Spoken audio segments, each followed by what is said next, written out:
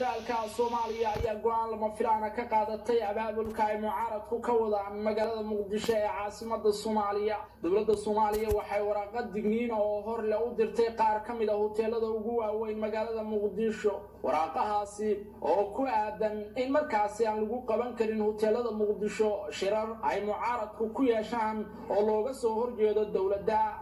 fariinta digniinta ayaa ku aadan in hoteelada aan lagu qaban karin wax shir ah oo dowladda looga soo horjeedo.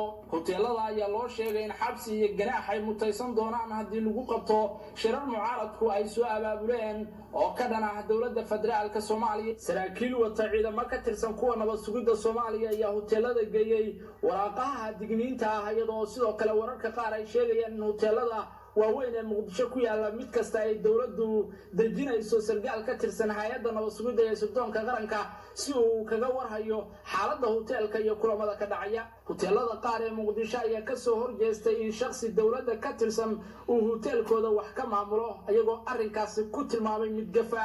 filla Soomaaliya ayaa dagaal xoogan kula jirta mucaaradka ka soo horjeeda iyadoo horey u joojisay siminaaro ka dhacayay magaalooyinka Muqdisho iyo Baydhabo oo ay wadeen xisbiyada ay kala hogaamiyaan ex madaxweynihii hore ee Soomaaliya Xasan Sheekh Maxamuud iyo siyaasi Cabdiraxmaan Cabdishakuur Warsame oo si weyn ugu kacsan dowladda federaalka ee Soomaaliya.